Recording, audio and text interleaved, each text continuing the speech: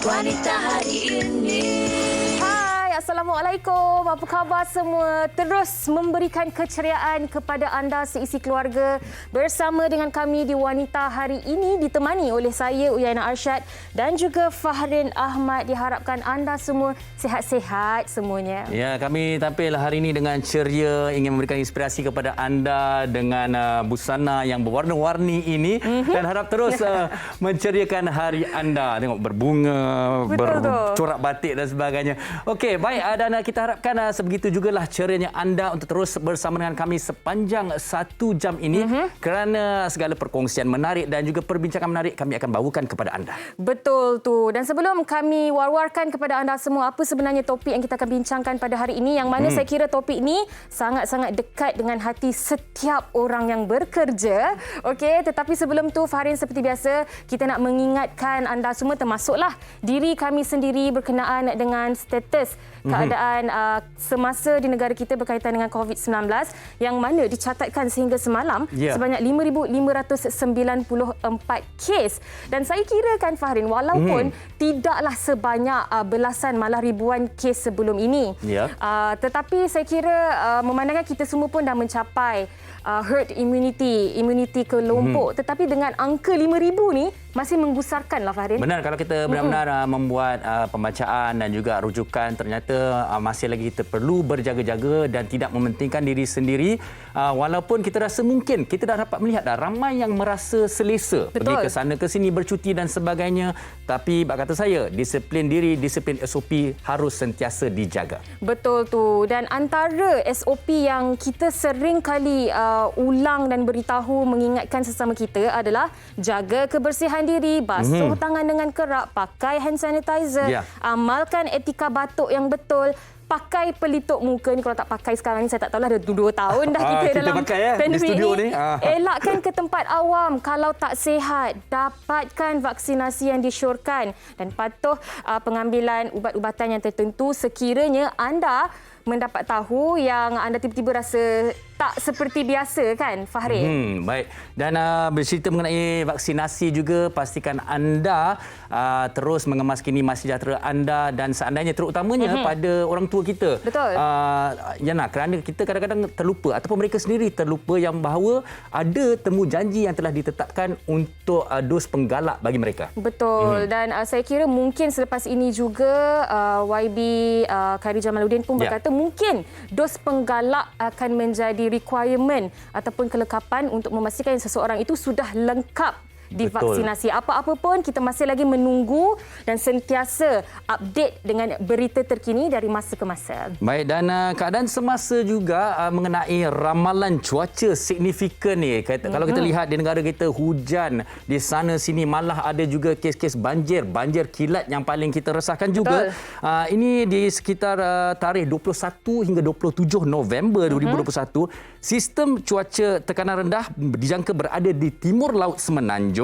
Dan pada masa yang sama berlakunya luruan monsun dalam tempoh ramalan, dan keadaan ini berpotensi untuk menghasilkan cuaca hujan berterusan yang boleh mengakibatkan keadaan banjir di mana ya nak? Di beberapa negeri khususnya antaranya seperti Kelantan, Terengganu, Perlis, Kedah, Pulau Pinang dan juga Hulu Perak. Dan disebabkan itu, orang ramai di kawasan terlibat dinasihatkan untuk lebih peka dan berwaspada. MIT Malaysia akan sentiasa memantau keadaan cuaca ini dan mengeluarkan amaran hujan berterusan bila keadaan memerlukan. Bukan apa tahu Fahrin, sebab ialah macam Fahrin katakan tadi, sekarang ni kita dah dapat rasa kelonggaran yang diberikan.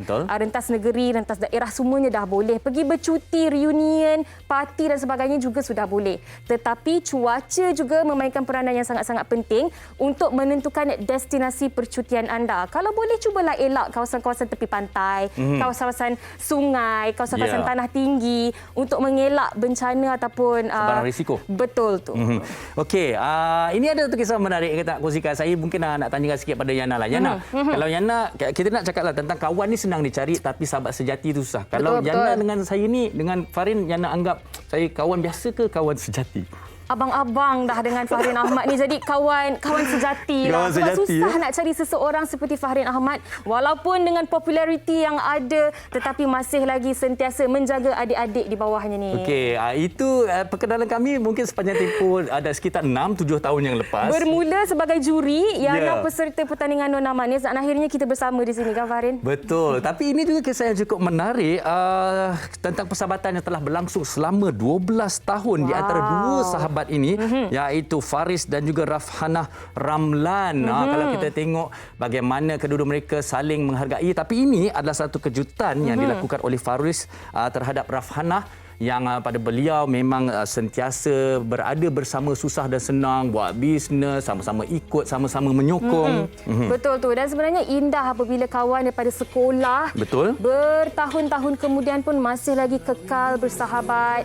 Kalau kita tengok ni, dia orang ni kan buat bisnes sama-sama, berjual bersama-sama, gelak ketawa juga bersama-sama. Ini yang orang kata sebenarnya seorang lelaki dan seorang perempuan boleh je berteman tanpa ada rasa yang lebih daripada seorang kawan. Mereka berdua ni lah antara contohnya. Dan itu adalah merupakan kejutan yang dirancang oleh Faris untuk menghargai Rafhanah, dan katanya sebenarnya hari jadinya 30 Oktober yang lalu, tapi dia sengaja tak beritahu, buat-buat lupa dan sebagainya kan. Tapi apabila diberikan kejutan itu, sahabatnya sangat-sangat sebab. Kalau Farin ada kawan daripada sekolah menengah ke sekolah rendah yang masih berkawan sampai ke hari ini? Masih ada, dan kami walaupun mungkin ada komitmen masing-masing dan berkeluarga dan sebagainya, kami tetap menghubungi satu sama lain dan juga bertanyakan khabar. Betul. Orang kata itulah indahnya persahabatan ni kan. Bukannya kita kena sentiasa WhatsApp setiap hari, setiap hari tu tak boleh kalau tak teks. Dalam ingatan, dalam doa tu pun ada. Yang penting masih lagi kekal bersahabat. Baik Yana, tadi Yana dah katakan sebenarnya hari ini topik kita adalah mengenai sesuatu yang cukup dekat dengan kita semua, terutamanya bagi mereka yang berkerjaya. Jadi saya pasti sehingga ke hari ini juga, sejak kita dilanda pandemik, suatu norma baru iaitu bekerja dari rumah. Tapi persoalannya mungkin kita dah kembali ke pejabat dan sebagainya. Dan hari ini kita nak bincangkan bekerja di rumah atau di pejabat, mana yang lebih relevan. Betul tu. Sebab kalau nak bercakap tentang work from home ataupun bekerja di office, kita kena tengok juga nature pekerjaan tersebut. Sebagai contoh kan, kalau kita berdua sebagai pengacara, beberapa kali juga sewaktu tempoh pandemik tu, kita terpaksa ada seorang host di studio, seorang host lagi di rumah. Betul. Dan itu mungkin akan membuatkan keadaan tidak seperti biasa macam normal kita dahulu, boleh semua ada di studio. Malah sehingga ke hari ini, tetamu-tetamu kita pun masih lagi terhubung secara dalam talian. Baik, saya pasti pelbagai pendapat dari anda semua, kerana ada perbezaan pendapat. Ada yang rasa selesa bekerja di rumah kerana ada flexibility dalam melakukan tugasan mereka. Ada yang kata mereka lebih fokus di pejabat, dan ada pelbagai juga kalau kita lihat kepada perbezaan keperluan pekerjaan. Mereka perlu berada di kaunter untuk servis dan sebagainya, ataupun berada di rumah. Tapi ada juga persoalan kadang-kadang majikan ada isu tentang disiplin dan juga integriti pekerja kalau mereka bekerja di rumah. Itu yang kita akan bincangkan. Dan kita juga nak tahu dari sudut psikologinya yang mana lebih membantu seorang pekerja tu. Semua ni akan kita kupas bersama dengan tetamu kita dalam talian sekejap sahaja lagi. Kepada anda, kalau nak berkongsi pengalaman anda work from home, work dari office sehingga ke hari ini, bagaimana pengalaman anda, boleh terus ke laman Facebook Wanita Hari Ini dan tinggalkannya di ruangan komen di bawah. Teruskan bersama dengan kami, kita berehat seketika. Wanita Hari Ini. Wanita Hari Ini. Pandemik COVID-19 bukan sahaja mengubah norma kehidupan masyarakat kini, malah ia turut memberi kesan terhadap cara kerja sesebuah organisasi berikutan pelaksanaan arahan bekerja dari rumah yang mula dipraktikkan sejak Perintah Kawalan Pergerakan PKP setahun yang lalu. Jika dahulu terma work from home dilihat sesuatu yang luar dari norma kebiasaan, tetapi kini ia semakin diterima dalam kalangan pekerja sektor awam mahupun swasta. Menurut kajian yang dijalankan Randstad Malaysia, mempunyai peratusan tertinggi dengan mencatatkan angka 69% bagi mereka yang suka bekerja dari rumah berbanding beberapa negara jiran lain. Pendekatan bekerja dari rumah dilihat mempunyai kelebihan dan kelemahan yang tersendiri. Antara kebaikannya dapat mengurangkan kos perbelanjaan harian serta boleh mengurangkan risiko jangkitan di tempat kerja. Namun tidak kurang juga ada yang lebih suka untuk kekal bekerja di pejabat kerana merasakan bekerja di rumah tidak menjadikan mereka produktif selain kurang fokus. Persoalannya, antara bekerja dari rumah atau pejabat, yang manakah merupakan konsep yang lebih bersesuaian buat masa kini. Baik, seberingkas itu tadi laporan pembukaan yang disediakan oleh wartawan kami Ain.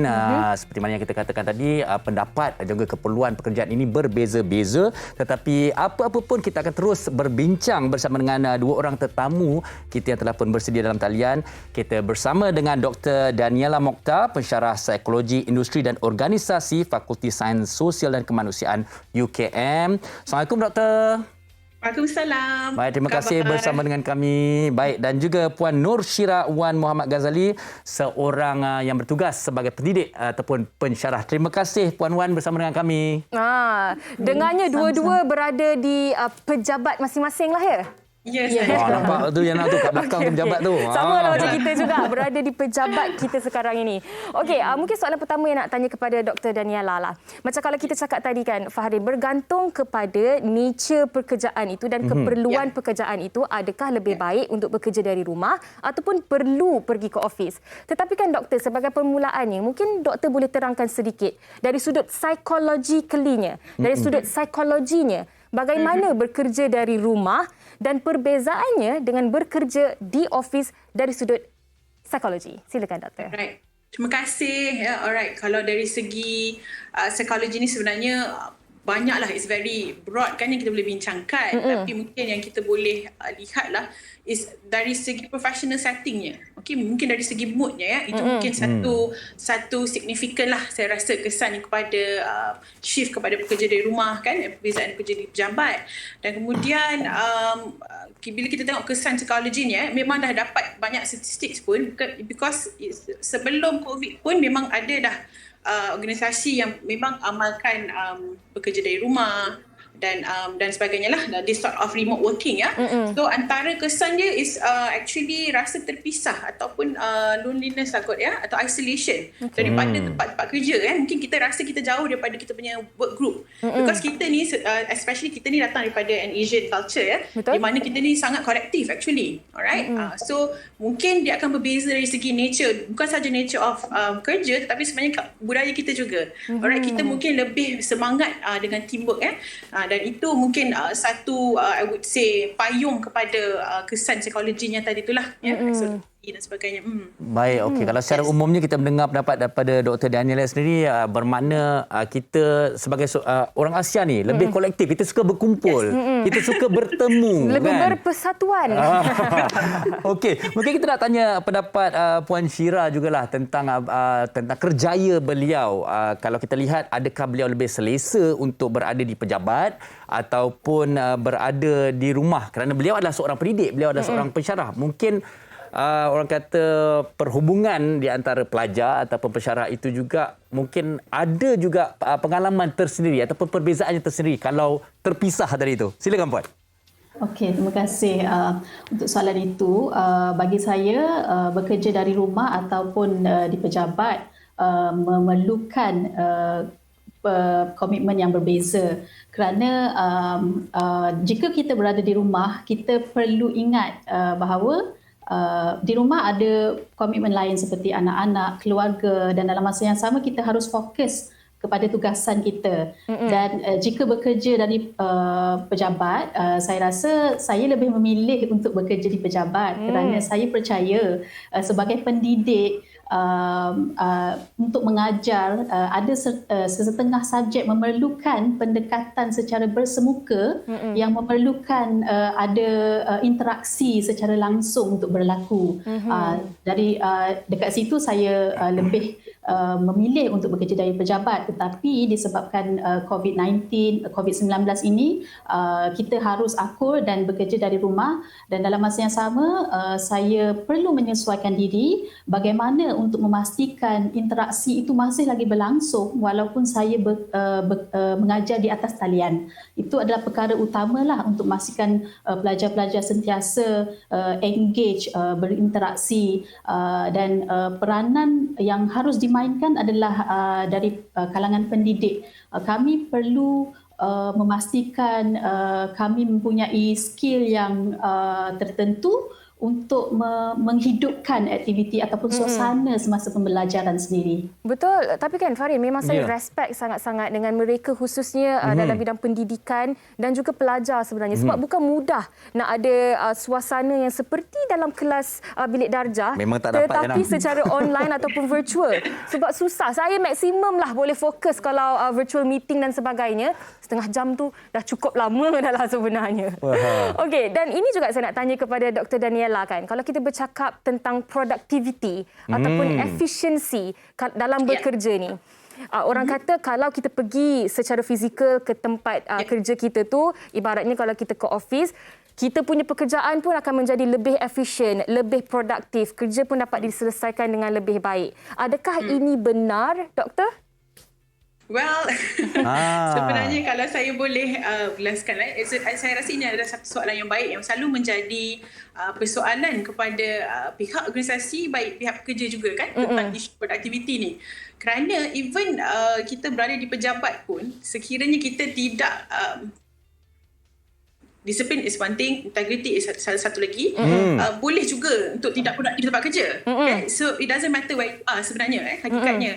So mungkin berada di tempat kerja, berada di rumah, dia memberi kita lagi ruang dan flexibility untuk mungkin sekiranya berada di pejabat, yes, anda ada ruang kerja yang fizikal, yang mungkin dah ada facilities yang disediakan dan sebagainya.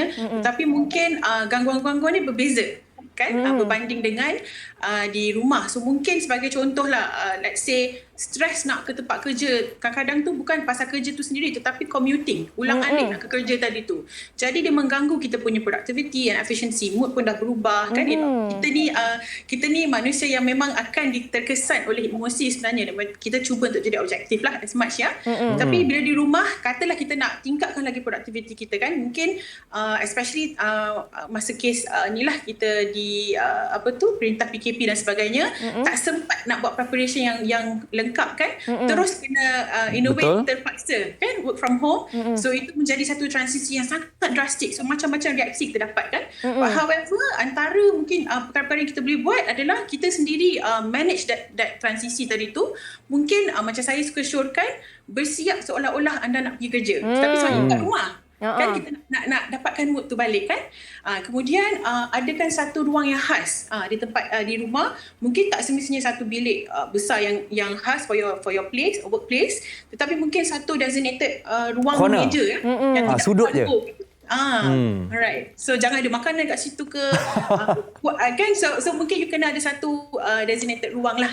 Itu innovate trick kita punya mind yang sebenarnya kita di professional setting macam tu. Kalau Fahrin kan, dia punya rasa kalau dia live dari rumah, atas je dia bersiap, bawah dia baju tidur lagi. Beritahu dia pecah rahsia saya ni. Okey, tapi apa yang Dr. kupas ni tadi masih lagi bergantung kepada keperluan seseorang ataupun keperluan pekerjaan itu. Okey, ini juga ada dikongsikan oleh penonton-penonton kami di Facebook di mana terima kasih kepada Nazri Murtaza. Pendapat beliau mengatakan, saya mula work from home pada tahun 2019 untuk cut cost setelah majikan mengalami masalah kewangan. Di samping itu, saya juga bekerja freelance dalam bidang yang sama, graphic design. Jadi pandemik melanda, saya dah biasa work from home sampai sekarang. Kadang-kadang sahaja saya keluar untuk mesyuarat atau ambil angin. Cuma untuk yang ada anak kecil, mesti ada yang menjaga, nursery ataupun parent. Oleh itu saya pilih work from home. Wow. Tapi kan menarik juga apa yang dikongsikan oleh rakan kita tadi, yang mana saya nak tanya kepada Puan Syira kita. Dalam setting pekerjaan yang mana kita juga berada di rumah, bagaimana sebenarnya Puan Syira memastikan kerja itu tetap boleh dijalankan dan kerja rumah juga masih lagi boleh diseimbangkan? Silakan Puan Syira. Okey. Bagi saya pengurusan masa adalah sesuatu yang sangat penting.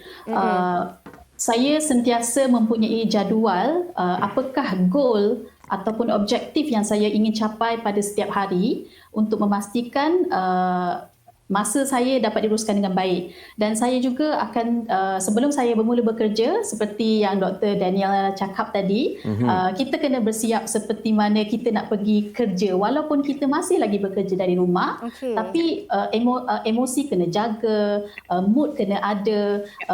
Dari awal, sebelum sehari sebelum ataupun malam persiapan malam tu saya pastikan segala nota-nota lengkap supaya kelas keesokannya pagi saya dapat jalankan kelas dengan baik. Dan dari segi anak-anak pula, saya rasa saya memerlukan bantuan lah. Komunikasi sangat penting di sini, di mana saya meminta pertolongan pasangan agar dapat membantu sedikit sebanyak jika saya ada mesyuarat secara atas talian. Jadi saya memerlukan orang untuk memantau anak-anak.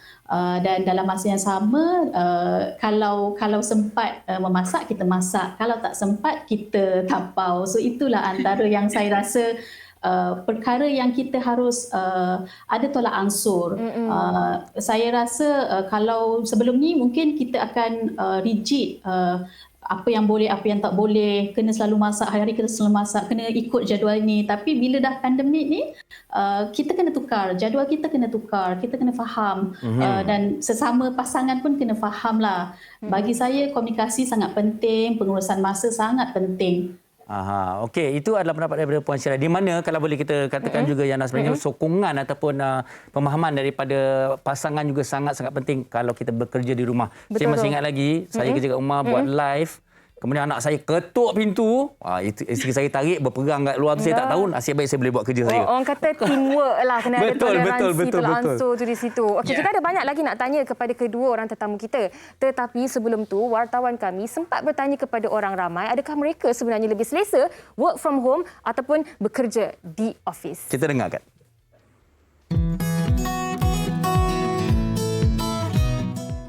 Pribadinya saya lebih cenderung untuk bekerja dari rumah daripada bekerja dari pejabat disebabkan dua faktor tertentu lah.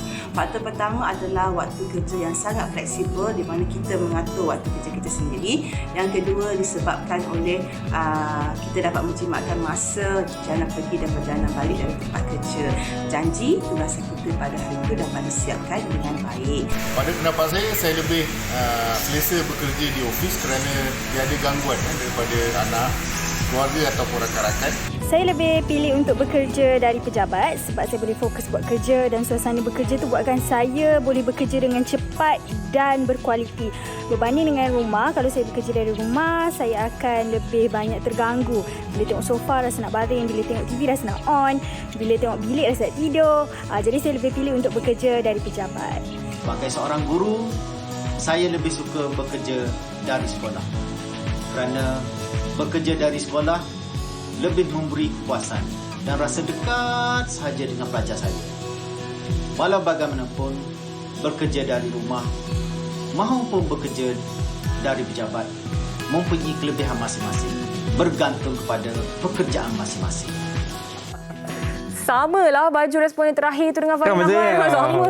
Okey, kalau kita lihat sebenarnya pendapat berbeza-beza dan juga maksudnya kecenderungan yang berbezalah untuk mereka sama ada bekerja dari rumah maupun di pejabat.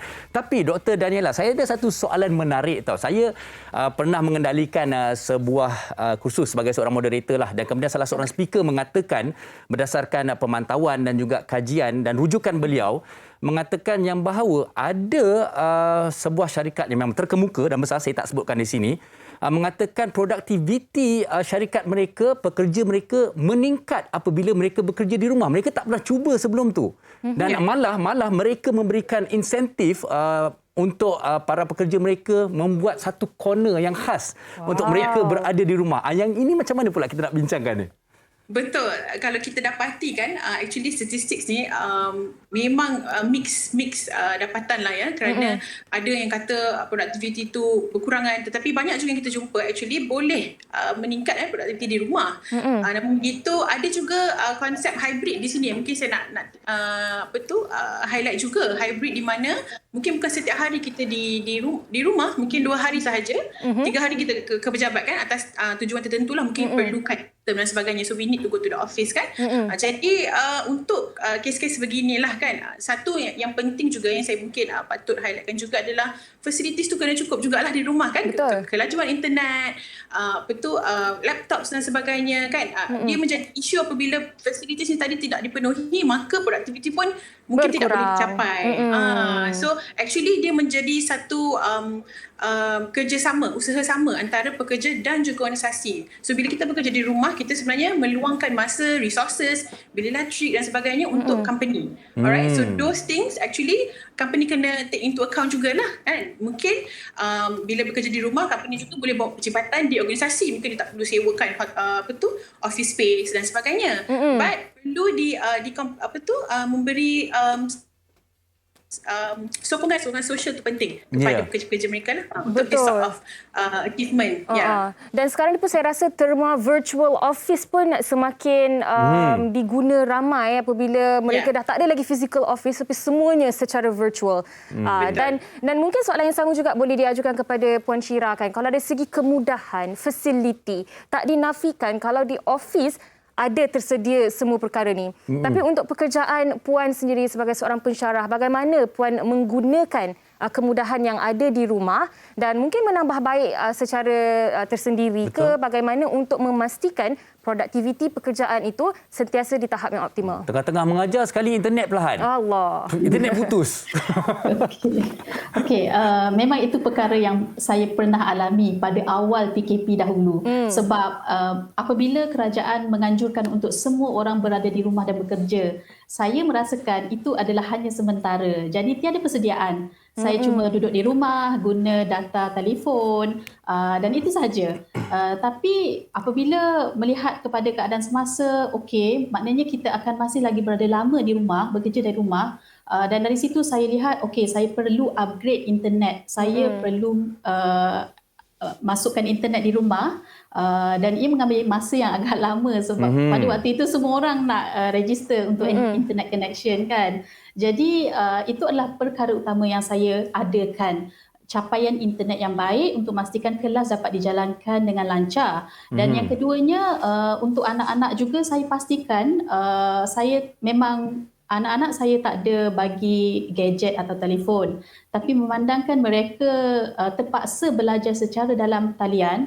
Jadi saya perlu adakan juga fasiliti tersebut untuk anak-anak sebab ini adalah mustahil untuk saya berkongsi dengan mereka.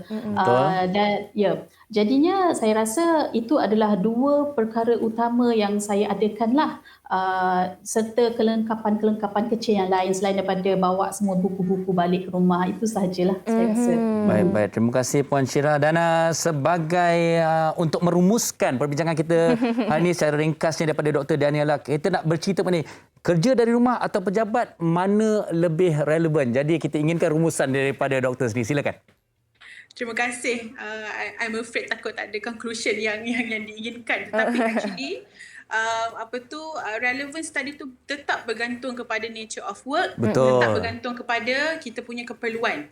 Itu menjadi tonggak utamalah saya rasa ya. Kerana kita tak boleh nak pukul rata. Even bila kita ceritakan tentang facility kan, ini berbeza mengikut jenis kerja juga. Alright, so mungkin dalam kami adalah dalam pendidikan kan, mungkin bukan sahaja setakat internet, tetapi mungkin trainings untuk menggunakan aplikasi-aplikasi yang meningkatkan engagement students. Sebab sekarang pun kita bukan even kalau dah kembali kepada asal sekalipun, kita masih ada era di mana kita mempromosikan open online distance learning, di mana boleh international students tak perlu datang ke sini physically dan sebagainya. So I think itulah perlu ada growth lah pada kita semualah. So saya rasa actually andai kata berlaku lagi yang memerlukan kita terpaksa bekerja di rumah, kita taklah terkejut seperti dulu kan. Jadi in terms of relevance, itulah pendapat saya. Mungkin bergantung juga kepada the types of job scope. Jadi itulah. Betul tu, dan saya kira itu adalah rumusan terbaik untuk topik perbincangan kita pada hari ini. Terima kasih kami ucapkan kepada Dr. Daniela Mokhtar,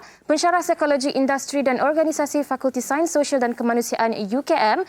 Juga terima kasih kepada Puan Nur Syirawan Muhammad Ghazali yang merupakan seorang pensyarah yang sudi berkongsi dengan kita pengalaman masing-masing. Baik, terima kasih kepada kedua-duanya. Terus berkhidmat, terus memberi ilmu. Baik, terima kasih sekali lagi. Nah, Farid, orang kata kan, sebenarnya kan tak kisahlah kerja dari mana sekalipun. Asalkan kita melihat kerja itu sebagai satu amanah dan tanggungjawab dan perlu dilaksanakan sebaik mungkin. Saya cuma nak ingatkan, jangan rasa bekerja dari rumah tu satu flexibility dan satu peluang untuk culas dalam melakukan tugas. Wah, baguslah, culas dalam melakukan tugas. Yeah. Okey, baik. Kita nak berehat seketika. Kita akan kembali selepas ini di Wanita Hari Ini. Wanita hari ini. Wanita hari ini. Kembali bersama kami di Wanita Hari Ini dan seiring dengan semangat keluarga Malaysia, sekarang ini bersama dengan Uyaina di studio adalah yang berbahagia Dr. Maziah binti Cik Yusof yang merupakan Ketua Setiausaha Kementerian Pembangunan Wanita, Keluarga dan Masyarakat. Assalamualaikum, Doktor. Waalaikumsalam. Apa khabar, sihat? Alhamdulillah, sihat. Wah, bertuahnya saya hari ini dengan kehadiran Doktor di studio kami. Okey, Doktor, sebagai permulaannya, kita semua difahamkan yang 15 November yang lalu merupakan detik di mana semua kementerian perlu melengkapkan pencapaian bagi aspirasi keluarga Malaysia 100 hari. Jadi sebagai permulaan ini, mungkin Doktor nak kongsikan apa sebenarnya antara pencapaian yang telah pun digapai oleh Kementerian Pembangunan Wanita, Keluarga dan Masyarakat. Silakan. Ya, bila kita memperkenalkan aspirasi keluarga Malaysia, kerajaan telah menetapkan 6 trust. Yang satunya adalah untuk kita menstruktur semula ekonomi.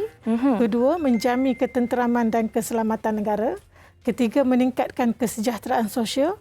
Keempat, untuk menyediakan infrastruktur.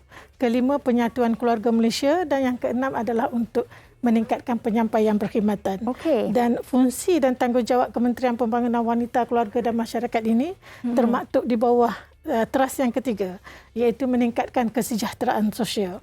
Jadi dalam suasana pandemik COVID-19 ini, semua sedia maklum banyak isu-isu yang berkaitan dengan kesejahteraan sosial ni semakin meruncing yang memerlukan pekhususan perhatian yang khusus daripada kerajaan, dan banyak perkara yang terjejas bermula dengan krisis kesihatan, kemudian menular kepada krisis ekonomi, dan kedua-dua krisis ini memang memberi impak yang amat negatif, menjejaskan kesejahteraan sosial.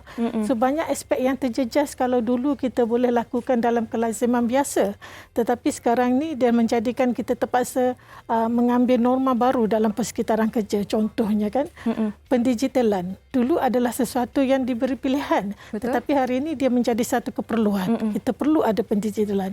Yang keduanya, banyak juga kes-kes penderaan dapat abayang yang meningkat. Jadi banyak disebabkan terkongkongnya, apatah lagi bila kita terpaksa menguatkuasakan PKP, Perintah Kawalan Pergerakan. Dan ramai orang kehilangan peluang pekerjaan, ramai yang hilang punca pendapatan, ramai juga yang melaporkan tertekan sebab kehilangan ahli keluarga disebabkan oleh COVID tadi. Jadi atas prinsip ini, melihat kepada cabaran-cabaran ini, KPWKM, Kementerian Pembangunan Keluarga dan Masyarakat perlu melihat bagaimanakah cara yang terbaik untuk kita membantu kumpulan sasar di bawah kementerian seperti OKU, wanita dan keluarga menghadapi cabaran ini. Jadi atas inilah kita bangunkan 5 aspirasi keluarga Malaysia di bawah tanggungjawab KPWKM, iaitu kita ambil konsep pendigitalan tadi. Bagi OKU yang ingin membuat pendaftaran, tak perlu hadir secara fizikal, tapi boleh daftar melalui digital. So kita perkenalkan My Daftar OKU. Kita juga bagi mengatasi ataupun memberi akses kepada kaunseling, peluang-peluang untuk mendapatkan kaunseling daripada kaunselor yang berdaftar. Kita perkenalkan apa yang kita panggil talian khas untuk isu-isu yang berkaitan dengan perkahwinan dan kekeluargaan. So kita bangunkan toll-free helpline family care. Dan untuk menangani isu keganasan ke atas wanita, kita perkenalkan konsep yang latihan skop wajah bagi memberi latihan kepada komuniti wanita mengenali apa itu yang dikatakan jenayah. Wajah ini adalah wanita anti jenayah. Baik. Jadi kita adakan latihan-latihan untuk mereka. Untuk bagi mereka yang kehilangan punca pendapatan, hilang punca pendapatan ini, kita perkenalkan program yang kita kenali sebagai Wanita Bangkit at KPWKM. Ini program yang kita kerjasama dengan ramai rakan-rakan strategik yang lain untuk memberi peluang kepada wanita, sama ada untuk mendapatkan pekerjaan ataupun menjadi usahawan. Dan yang kelima, aspirasi keluarga Malaysia yang telah KPWKM kenalkan adalah untuk menyediakan pusat sokongan sosial setempat. Ini bagi meluaskan lagi akses kepada mereka mendapatkan kaunseling atau apa-apa perkhidmatan di bawah KPWKM. So itulah 5 aspirasi keluarga Malaysia yang telah kita fokuskan untuk dilaksanakan dalam tempoh 100 hari bermula daripada September sehinggalah kepada 9 Disember nanti. Dan alhamdulillah sehingga hari ini data telah menunjukkan kesemua 5 aspirasi ini telah berjaya dicapai 100%. Malah sebahagian daripadanya adalah melebihi daripada 100%. Wow, tahniah kami ucapkan. Terima kasih. Ini adalah kerjasama daripada semua warga KPWKM dan juga rakan-rakan strategik kami yang terdiri daripada sektor swasta, terutama majikan-majikan yang memberi peluang pekerjaan, pihak-pihak NGO yang menyebarluaskan supaya mereka berdaftar sebagai OKU dan juga lain-lain agensi seperti Kementerian Sumber Manusia dan juga Talent Corp dan ini yang memberi peluang untuk mereka terlibat dalam bidang pekerjaan. Betul, dan saya sendiri pun ada banyak melihat iklan-iklan yang berkaitan dengan inisiatif-inisiatif dan juga aspirasi yang telah pun dilaksanakan. Dan secara general ni kan Dr. Maziah, kalau kita bercakap tentang pandemik, tekanan yang berlaku, masalah sosial, keganasan rumah tangga yang berlaku sekarang ini, bagaimana doktor melihat isu semasa ini dan apa yang telah dilakukan oleh Kementerian Pembangunan Wanita, Keluarga dan Masyarakat ini sebenarnya memang bertujuan untuk membantu wanita dan juga mereka yang berada dalam keadaan tertekan itu? Banyak sebenarnya program yang kita telah perkenalkan khas untuk tujuan itu. Kalau tadi saya sebut tadi kita ada yang pusat sokongan sosial setempat memberi akses kepada mereka mudah untuk mendekati kita mendapatkan nasihat, khidmat nasihat kaunseling. Dan yang keduanya kita juga ada talian kasih tadi. Selain daripada talian kasih yang sedia ada, kita perkenalkan dalam tempoh 1 hari ini tool free yang khas untuk masalah kaunseling dalam perkahwinan dan kekeluargaan. Jadi kalau kita tengok pada data-data yang telah dinyatakan sebelum ini, kalau ikut kepada syariah, Mahkamah Syariah keganasan ataupun perceraian ni telah pun meningkat lebih kepada 60,000 dalam tempoh daripada tahun ini saja. Sangat merisaukan. Dan untuk yang Islam, yang bukan Islam adalah mencapai lebih daripada 10,000 kes perceraian yang telah difailkan. Ini menunjukkan isu-isu sosial ini terutama tekanan-tekanan disebabkan oleh kita punya peluang pekerjaan, isu-isu ekonomi ini yang memberi tekanan kepada kekeluargaan, institusi kekeluargaan. Jadi perkara-perkara ini kita lihat memang memerlukan intervensi daripada kerajaan bagaimana untuk membantu mereka. Sekurang-kurangnya kaunseling yang kita sediakan itu melalui toll free itu adalah secara percuma, beroperasi sepanjang masa mengikut waktu pejabat dan kaunselor yang memberi khidmat kaunselor adalah kaunselor yang berdaftar di bawah Lembaga Kaunselor Malaysia. Jadi dan perkara-perkara yang dibincangkan kita menjaga kerahsiaan. Mana perkara itu tidak akan terdedah kepada umum. Kita risau sebab dalam keadaan sekarang ni dengan media sosial yang begitu meluas penggunaannya, apa-apa maklumat semuanya di hujung jari. Jadi kita juga perlu jaga sensitiviti maruah dan aib keluarga itu. Jadi kita rasa amatlah tepat pada masanya untuk kita menyediakan akses ini bagi mereka bukan menggunakan media sosial tapi menghubungi kaunselor yang berkaitan untuk mendapatkan khidmat nasihat.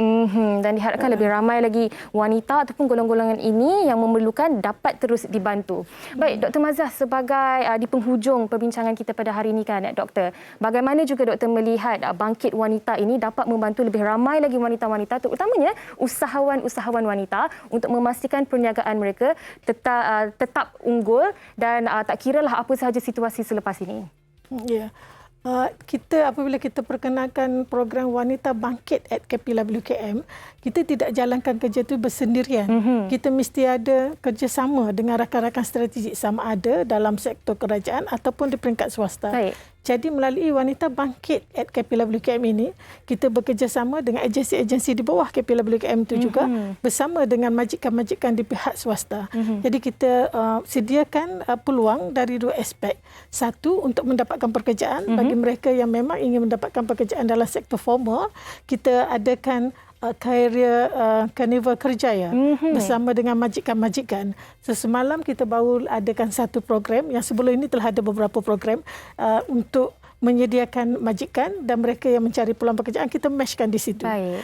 Dan kita juga sediakan peluang untuk keusahawanan. Di sini kita ada rakan-rakan strategik seperti syarikat-syarikat di bawah Richwork, kita ada Hi-Ho, kita ada pelbagai lagi syarikat yang willing to work together with us lah, bersama dengan kita wujud dalam satu platform untuk menyediakan program-program keusahawanan. Dan pada hujung bulan ini nanti kita akan ada satu kursus secara online dan setakat ini dah lebih daripada 10,000 yang berdaftar untuk mendapatkan talian kursus secara online ini. Jadi Wanita Bangkit at KPWKM ini memang memberi ruang yang amat besar lah, akses kepada mereka yang sedang mencari pekerjaan ataupun mencari apa-apa punca bisnes yang boleh menjadikan punca untuk mereka jadi usahawanan untuk menjana pendapatan. Dan kita di peringkat KPWKM kita sediakan satu microsite di KPWKM punya portal bagi sesiapa yang ingin mendapatkan maklumat bidang bisnes yang bagaimana yang mereka minat untuk terlibat sama, akan disediakan segala maklumat dalam microsite tersebut. Wow, saya kira memang banyak inisiatif yang dilakukan dan diharapkan anda semua cakna dengan inisiatif-inisiatif yang ada dan jangan lepaskan peluang. Saya nak ucapkan terima kasih banyak-banyak kepada yang berbahagia Dr. Maziah binti Cik Yusof selaku Ketua Setiausaha Kementerian Pembangunan Wanita, Keluarga dan Masyarakat. Terima kasih banyak-banyak, Doktor. Terima kasih. Sama-sama. Baik, kepada anda, jangan ke mana-mana. Kita nak berehat sekejap. Sekembalinya nanti, kita akan sekali lagi bersama dengan Fahrin Ahmad. Terima kasih, Doktor. Wanita hari ini. Kembali bersama Uyaina dan Fahrin dan nampaknya kita pun dah sampai ke penghujung siaran. Tapi saya nak tanya dengan Yana lah. Yana kalau ada suami nanti, Yana akan semak tak ataupun cek tak dia punya diary? Belum tentu dia tulis diary. Kerana ini ada yang kami ingin kongsikan, iaitu tiada noktah cinta di antara mereka. Biarpun hidup mereka diuji, mereka tetap setia bersama. Namun kehadiran orang ketiga kian mencontengkan sebuah bahagia. Saksikan diary seorang suami setiap hari Rabu hingga Sabtu jam 9 malam di slot Lestari TV3. Lakonan hebat Afiq Syazwan, Yuna Rahim, Kit Fu pun ada. Dan Fahrin menonton tak? Saya tak ada. Saya suami tu. Tapi saya tak ada diary. Oh, betul ke? Tak ada diary. Jadi tak bolehlah jadi title dia diary seorang suami. Betul. Okey, pastikan anda menontonnya di slot Lestari. Betul. Baiklah, kita dah sampai ke penghujung siaran kita pada hari ini dan kami akan kembali pada hari esok dengan saya kira topik yang sangat-sangat menarik. Tentang culas juga. Betul. Tapi culas apa? Yana? Culas nafkah. Dan saya kira ini bukan kali pertama kita di WHI membawa topik berkaitan dengan nafkah. Tetapi lebih kepada mengingati satu sama lain. Betul. Jadi pastikan anda terus kembali bersama Wanita hari ini jam 12 tengah hari esok. Saya Fahrin Ahmad dan Uyaina tinggalkan anda di sini. Jaga diri. Assalamualaikum. Stay safe semua. Bye-bye. Aliran masa kini dia penyambung warisan Sri Kandi dia, lemah lembut baik budi pekerti, tapi cekal hati dia tabah berani pendidik puteri dalam hal jati diri dia, permaisuri kepada si suami kepada anaknya, dia ratu di hati tunggak keluarga, kalau bukan dia siapa lagi. Wanita hari ini bijak mengatur mengurus mata wantanya, usahawan ibu istri permaisuri. Wanita hari ini di zaman modern masih kekalkan adatnya, dihormati, disayangi, disanjungi. Dia usahawati aliran masa kini dia, penyambung warisan Sri Kandi dia, lemah lembut baik budi pekerti, tapi cekal hati dia tabah berani pendidik puteri dalam hal jati diri dia, permaisuri kepada si suami kepada anaknya, dia ratu di hati tunggak keluarga, kalau bukan dia siapa lagi. Wanita matahari.